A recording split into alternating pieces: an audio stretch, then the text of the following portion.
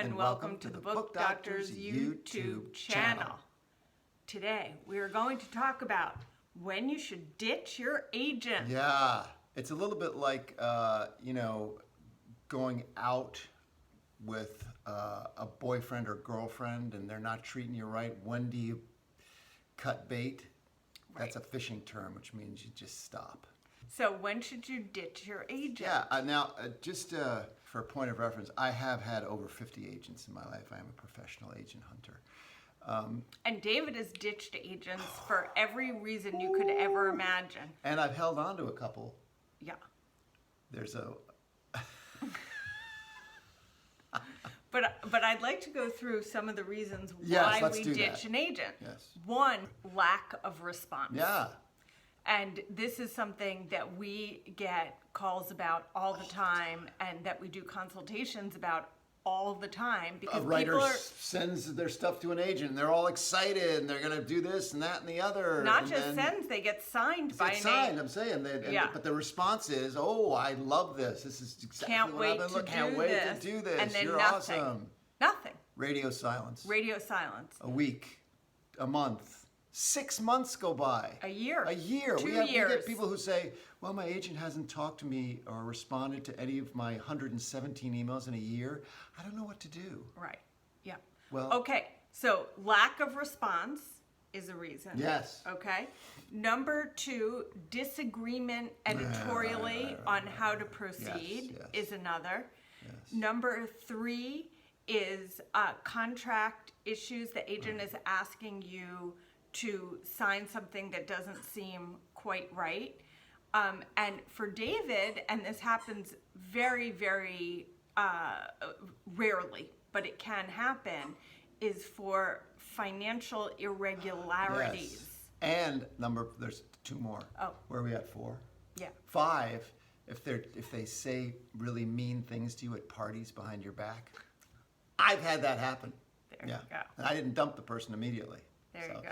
Also, transparency. Who have you sent my stuff to? That's I don't you. know. I can't. We don't have a list. We don't keep lists of who we. In fact, I would put lack of response and lack of transparency right as number 1 and number 2. We get so many people, and sometimes with big writers in Hollywood and in the publishing business, who their agent is supposed to have sent this out widely, but they will not produce a list of places that they've sent it to, which means probably they didn't send it anywhere. Okay. And yet they're lying right to your ear hole. Number 1 is lack of communication. Okay? Now we may discuss lack of communication. I'm demonstrating that. Oh, okay. Good. So, as we said, this is a case where you sign a contract with the agent and you send something in, or maybe they've already read what you've sent in, you're just waiting and you're not hearing. Now, we have an entire video on follow-up, and we suggest everybody go back and look at that because it doesn't matter whether you're querying an agent or already have an agent. You must follow up. She pounded the table there. I did. That shows you, that's vehemence right there. You have to follow up. I think a lot of people act out of fear. Oh, if I'm too pushy, the agent's going to drop me. Oh, if I make too much noise, they're going to be upset. Yep. Again, I'll go back to the relationship analogy. If somebody's not treating you right, you don't just stay silent about it. That's not the way to... If that person is going to be angry at you because you did a very reasonable, polite, sweet, good-natured follow-up, you don't want them in your life. Yeah, and they're not gonna be your advocate. No, that's what an agent is. They're your advocate. So if they can't advocate for you, and they're not going to, better to know early and get the relationship over with. Now, of course, there is this fear. Oh my God, it took me 3 years, 5 years, whatever, to find an agent. How am I going to get another one? Being at a standstill is worse than being at a place where at least there's movement and you're trying to find the right match for you. It's almost going backwards. It's almost going backwards. As opposed to actively pursuing someone who's going to help make your dreams come true. Now, that said, if you haven't heard from someone in months and you say, okay, I don't want to work with you anymore, without doing a follow-up or giving them the chance to act, that is just as stupid. Maybe maybe they were in a lawnmower accident and lost their foot. These things happen all the time. Exactly. People lose their feet constantly, especially agents. I've known a lot of them that's happened to. So, you can't say, well, I'm firing you because you haven't responded to me in 2 months, and you get an email back, well, I lost my foot. I'm really sorry. Right, exactly. So this is the purpose of follow-up, and follow-up sometimes has to be really consistent. Yes. Sometimes it's, you signed me 3 months ago, I haven't heard back, I'm unclear about, am I supposed to be doing something now? Please let me know. I'm here to help, to do whatever is necessary. Also, when I follow up, I like to put a little link into something I'm doing to show the agent that you're actively doing something. Here's my little article I don't say little. Here's the article that I put up. Right. Here's my new blog post. Here's et cetera, things that you are, and if you're not doing these things, you're not doing your job. And then if you don't hear after that email, then you send a gentle follow-up. Hi, a gentle follow-up. Did you get my email that I sent 2 weeks ago? I'm pasting it in below. And here's an adorable picture of my daughter at ballet. Whatever, just to make them laugh or something. Now, if after 3 follow-ups you still hear nothing, that's a sign. Yeah. You got to get out of there. Yeah, and maybe one final thing. I'm unclear how to move forward in this relationship. I feel like I have to terminate this partnership unless I hear from you. Exactly. Okay, now we get to lack of transparency. Right. And this is very often around, as David prematurely said, about the list of where the places are that your book is being sent. Hostile. Number one, not telling you to begin with where the book is going to be sent, and then if it was ever sent. And to whom. You, as the client, have the right to know the editor and the house that your book is being sent to, and the responses that the agent receives, even if it's in a phone call. You are owed a call or a spreadsheet or an email or something that says all of these things so that you have a record of it for your future. It's super important because let's say you do go to another agent. They say, where has the book been? I don't know where it's been. If it's already, if there's an editor at HarperCollins and you don't know the book has been there and your new agent sends the book there, well, we already got this, we already turned this down. So what are you, stupid? Yeah. It's crucially important for you to know from a business point of view who has seen this thing and who hasn't seen the thing. If your agent is not able to give you that, especially if they have claimed that they have sent the book out, you should immediately go to the AAR, the Association of Authors Representatives, and report the agent. Say, I was told in this email that the book was sent out. I followed up and asked for the names. I followed up again. I still have not received anything.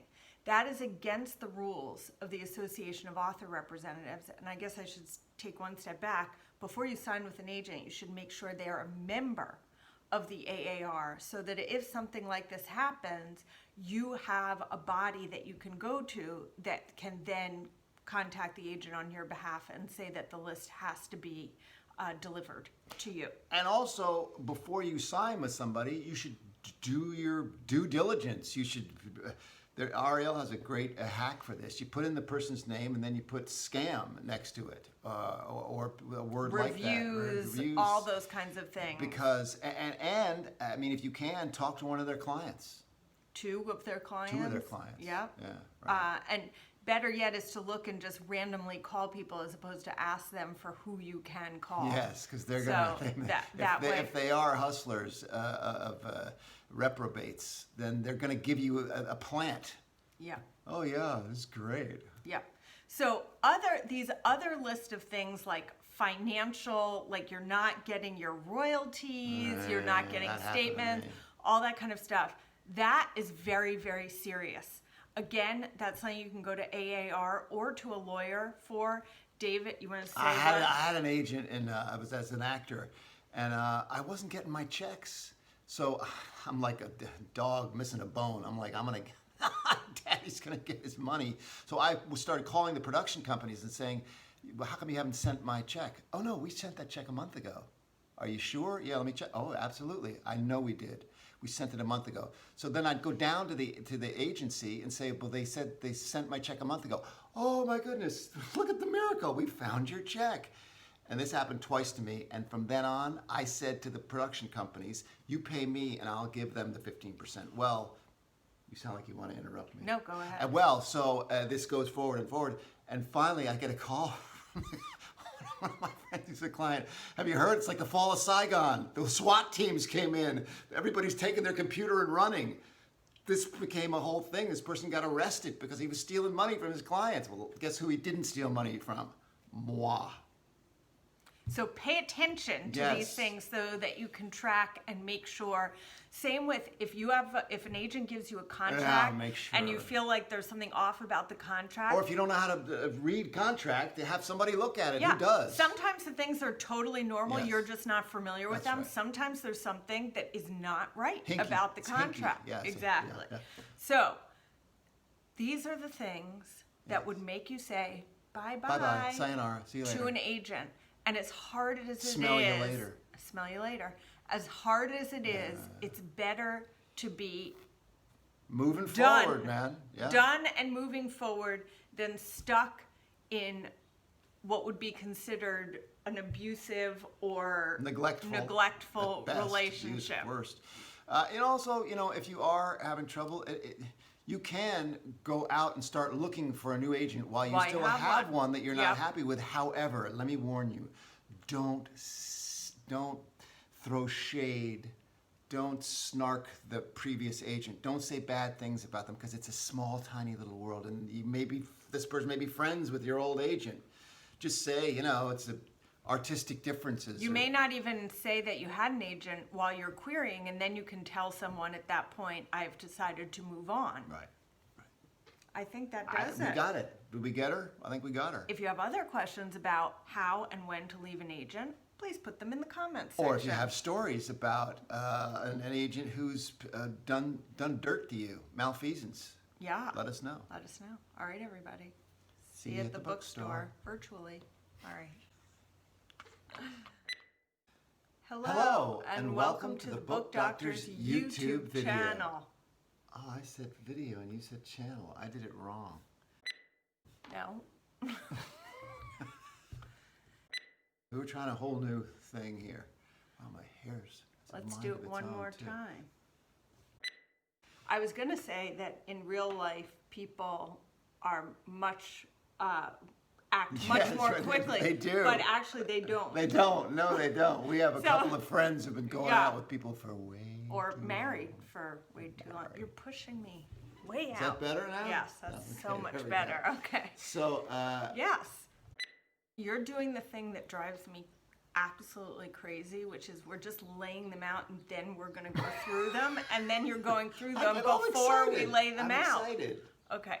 So let's go back. I'm giving away the end. Yes. The butler did it. And then in the end, the butler did it. Yeah. In the... Serenity now. Go, Serenity now. Number...